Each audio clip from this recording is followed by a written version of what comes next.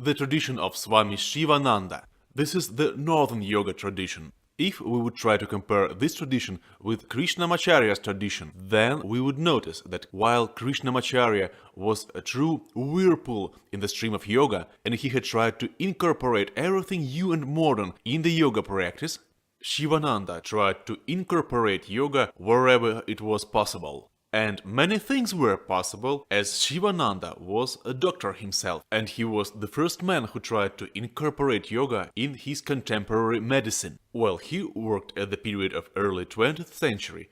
Surely the medicine was not nearly as advanced as it is now, hormones were not discovered, neurosciences were at their very beginning, well, only the blood pressure was possible to be measured, and there was aspirin. There were even not many pain relievers. Sivananda had traveled Malaysia and was the hospital director for a long time. Then he came back to India. In Rishikesh, he had started practicing yoga, there he had his first mystical experiences, and there he had created his own style of yoga, which was distinctly different from those of Krishnamacharya's, for instance. Firstly, it's a much more soft style. It assumes slow entering the asana, long time of staying within the asana, smooth exiting the asana. One might say that Sivananda's yoga is one of the less stressful yogas. Moreover, Sivananda had lots of meditative practices.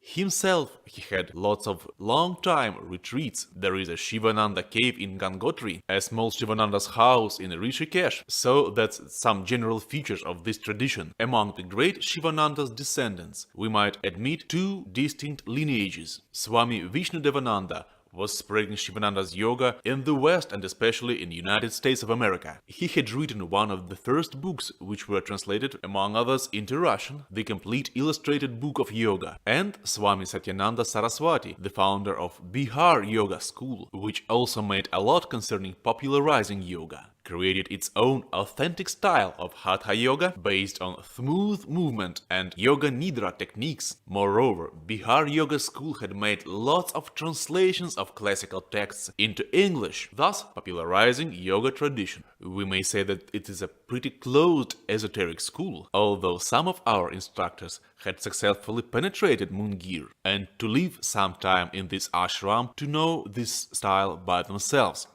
Hatha Yoga there significantly differences from what is known to us, but it's the same Hatha Yoga in its essence. And speaking about Sivananda's students, we must mention one of the greatest figures of European culture, the Mircea Eliade. 3 years he had spent in Sivananda's tradition, studying Sanskrit and learning yoga practice within Sivananda ashram. In one of his latest books, he had made this confession: "And if I stayed in my hut on the left bank of the Ganges, in my hidden jungle refuge, of which I think only as of lost paradise, maybe there I'd find the key to the mystery.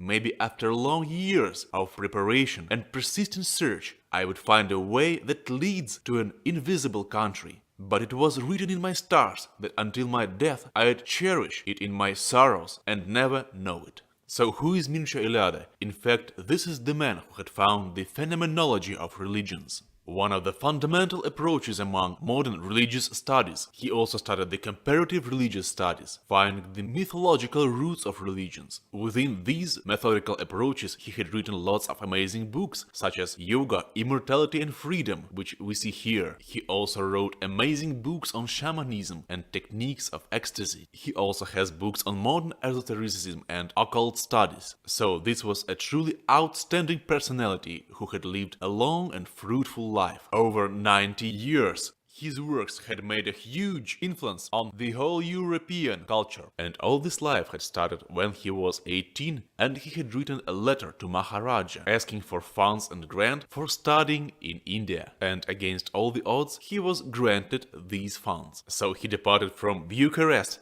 to Calcutta and then to Rishikesh, where he had practiced yoga under the supervision of Sivananda. Sivananda said about Mircea Eliade that this is the second Vivekananda. Well, maybe he didn't become the second Vivekananda, but he had reached the huge scale in his field.